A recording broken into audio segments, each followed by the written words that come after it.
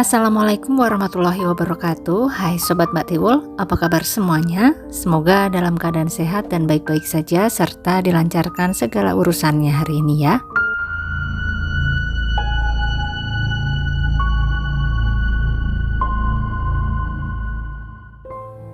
Pagi itu Siti Anissa, seorang siswi SMP Negeri 25 Sarolangun, seperti biasa bertugas mengantar sang ibu ke kebun sawit untuk bekerja. Anissa, sang ibu dan sang ayah bertiga mereka pergi ke kebun sawit, di mana sang ayah naik motor sendiri, sedangkan sang ibu dibonceng oleh Anissa. Setelah beres dan memastikan tidak ada alat yang ketinggalan, mereka pun berangkat beriringan menuju tempat kerja ayah dan ibu Anissa. Lokasi kebun tempat ayah dan ibu bekerja adalah sebuah area perkebunan sawit yang sangat luas yang berada di Desa Tambang Tinggi, Kecamatan Cerminan, Gedang, Kabupaten Sarolangun, Jambi. Di sana ada beberapa pondok kecil yang disiapkan untuk para penjaga kebun beristirahat. Area tersebut dipenuhi oleh semak-semak dan juga rerumputan yang sangat lebat dan tinggi-tinggi, serta ada jalan-jalan setapak yang digunakan sebagai perlintasan sepeda motor ataupun sepeda para pekerja kebun. Dan walaupun baru berusia 15 tahun, Anissa ini sudah berani untuk bolak-balik di area perkebunan tersebut guna mengantar ataupun menjemput orang tuanya sehari-hari. Di tanggal 4 Maret 2023 itu, sebelum Anissa pergi ke sekolah, dirinya menyempatkan diri untuk mengantar sang ibu terlebih dahulu ke kebun. Setelah sang ibu sudah diantar sampai ke kebun, Anissa pun berpamitan kepada kedua orang tuanya, mau pulang langsung karena harus segera berangkat sekolah.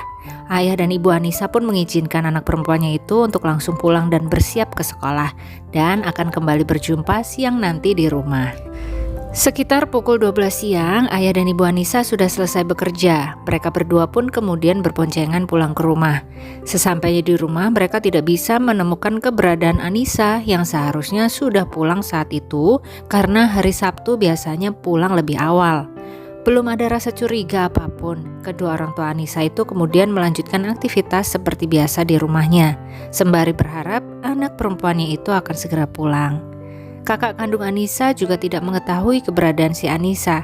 Tidak ada pamit apapun sejak berangkat mengantar ayah dan ibunya tadi ke kebun. Hingga akhirnya jam di dinding menunjukkan pukul 4 sore, Anissa tidak juga muncul dan tidak ada yang melihat keberadaan Anissa. Kedua orang tuanya mulai panik. Mereka akhirnya memutuskan untuk mencari keberadaan anak perempuan tersebut. Bersama para warga, mereka menyelusuri jejak terakhir yang dilalui oleh Anissa sejak pagi hari tadi. Mereka pun beramai-ramai menyusuri arah jalan menuju ke kebun yang dilewati oleh Anissa pagi tadi. Dan setelah 1 jam lamanya, saat di tengah perjalanan, mereka melihat sepeda motor Anissa terparkir sembarangan di semak-semak.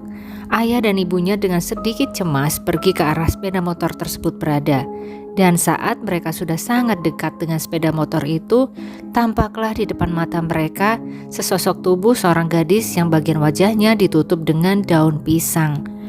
Dengan gemetar tangan mereka membuka daun pisang tersebut dan benar dugaan mereka semuanya, Siti Anissa lah yang ada di sana, dalam kondisi sudah tidak bernyawa dengan bekas serangan sajam di area leher. Pecah tangis kedua orang tua Anissa melihat kondisi anak kesayangan mereka seperti itu. Para warga yang ikut mencari tadi segera memanggil ambulans dan membawa tubuh Anissa ke Rumah Sakit Umum Daerah Kabupaten Sarolangun, sedangkan ayah dan ibu Anissa pergi ke Polres Sarolangun untuk melaporkan kejadian ini. Tim kepolisian pun segera bergerak ke lokasi tempat kejadian perkara dan melakukan penyelidikan di sana. Lokasi penemuan tubuh Anissa tersebut adalah di area semak-semak yang sekitar 70 meter dari sana ada sebuah pondok kecil untuk penjaga kebun. Dan penjaga di area kebun sawit tersebut bernama Arpandi, berusia 44 tahun. Beberapa informasi serta beberapa bukti mereka dapatkan dari lokasi tersebut, kemudian mereka bawa ke kantor kepolisian untuk diselidiki lebih lanjut dan untuk disinkronkan dengan hasil visum dari rumah sakit, di mana didapatkan hasil bahwa penyebab hilangnya nyawa Anissa adalah akibat serangan sajam di area leher, dan juga ditemukan bukti bahwa ada tindakan pemerkosaan kepada Anissa karena ditemukan kerusakan di bagian vital gadis tersebut. Penemuan ini menjadi petunjuk penting bagi tim kepolisian hingga akhirnya dalam waktu kurang dari 2 kali 24 jam, tim kepolisian Sarolangun bisa menentukan siapa pelaku penghabisan nyawa Siti Anisa. Maka pada hari Senin tanggal 6 Maret 2023 sekitar siang hari, tim kepolisian menuju ke pondok kecil penjaga sawit milik Arpandi tadi. Tampak di sana Arpandi sedang beristirahat di dalam pondok dan dirinya pun dikejutkan dengan tim kepolisian yang masuk ke dalam pondok kemudian mengamankan dirinya. Dalam pengamanan tersebut Arpandi pun akhirnya mengakui semua perbuatannya bahwa dialah pelaku penghabisan nyawa dan pemerkosaan Siti Anisa 2 hari lalu.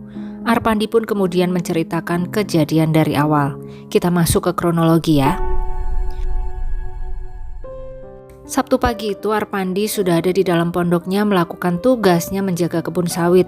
Tidak lama kemudian dia melihat 2 sepeda motor melintas. Yang pertama adalah sepeda motor yang dinaiki oleh ayah Siti Anisa dan yang kedua adalah yang dinaiki oleh Siti Anisa dan ibunya. Udara pagi yang segar dan stamina yang masih full serta hembusan bisikan yang tidak baik masuk ke dalam telinga dan pikirannya membuat Arpandi tiba-tiba berhasrat kepada si Siti Anisa. Arpandi ini sebenarnya tidak terlalu mengenal Siti Anisa serta kedua orang tuanya. Dirinya juga bukan warga asli Sarolangun melainkan pendatang dari Jawa Timur dan berstatus duda. Arpandi hanya sering bertegur sapa dengan kedua orang tua Anisa saat mereka melintas di area kebun yang dia jaga. Hanya sebatas itu perkenalan mereka. Entah mengapa pagi hari itu dia tiba-tiba ingin dekat dengan si Siti Anisa. Sehingga dirinya pun menunggu Siti Anisa ketika kembali dari kebun setelah mengantar sang ibu. Begitu sepeda motor Anisa melintas di depannya, segera saja dihentikan sepeda motor tersebut dan berpura-pura meminta tolong kepada gadis itu untuk membelikannya obat sakit kepala di warung sebentar. Karena Siti Anisa ini anak yang sangat baik dan suka membantu siapapun, maka tentu saja dirinya mengiyakan permintaan dari Arpandi ini. Walaupun waktu masuk sekolah sudah semakin mepet, namun karena kasihan, Siti Anisa menyempatkan diri untuk mampir ke warung sebentar. Setelah itu dirinya kembali ke pondok Arpandi untuk menyerahkan obat tersebut. Saat memberikan obat tersebutlah si Arpandi ini merayu Siti Anisa, meminta untuk dilayani. Tentu saja permintaan itu ditolak mentah-mentah oleh si gadis ya. Bergidik bulu kuduknya mendengar rayuan dari Arpandi. Perutnya yang sedikit sakit akibat sedang datang bulan ini juga terasa semakin melilit.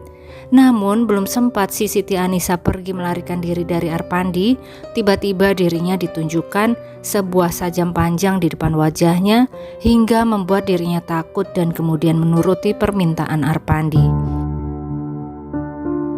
Arpandi pun mengarahkan Anisa menjauh dari pondok sekitar 70 meter, kemudian direbahkannya sepeda motor Anisa di semak-semak.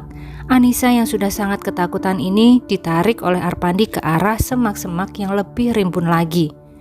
Dan tiba-tiba Anisa jatuh tersandung kayu, kemudian kepalanya terantuk kayu tersebut hingga menyebabkan dirinya pingsan. Melihat Anisa yang tidak sadarkan diri, Arpandi segera melampiaskan keinginan buruknya itu. Setelah selesai, tiba-tiba Anisa tersadar kembali dan kemudian langsung berteriak meminta tolong.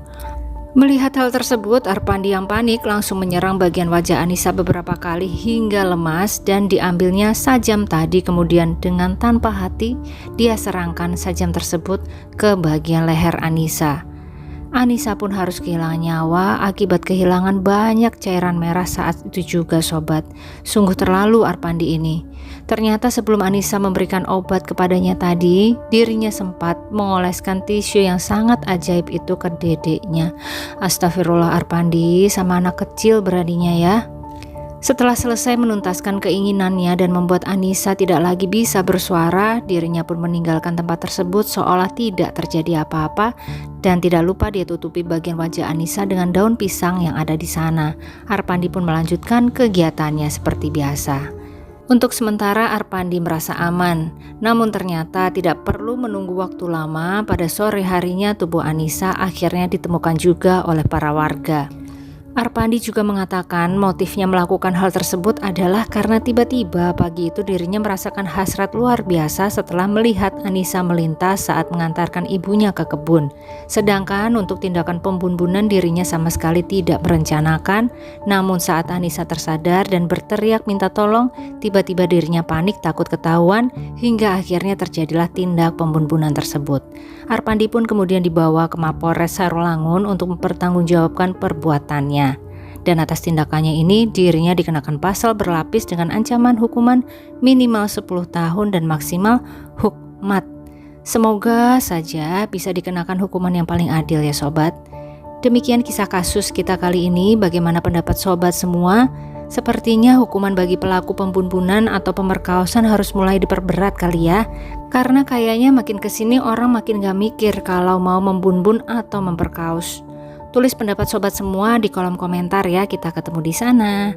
Dan tidak lupa kita doakan bersama ya, semoga adik Siti Anissa sudah dapat beristirahat dengan tenang sekarang, serta keluarga yang ditinggalkan diberi kekuatan dan ketabahan dalam menjalani ujian ini. Amin. Terima kasih untuk semua yang sudah mengikuti video ini sampai akhir. Jangan lupa like-nya kalau suka sama video ini. Tapi kalau kurang suka atau kurang berkenan boleh di skip saja ya sobat. Sampai ketemu lagi di video selanjutnya dan selamat beraktivitas kembali. Wassalamualaikum warahmatullahi wabarakatuh.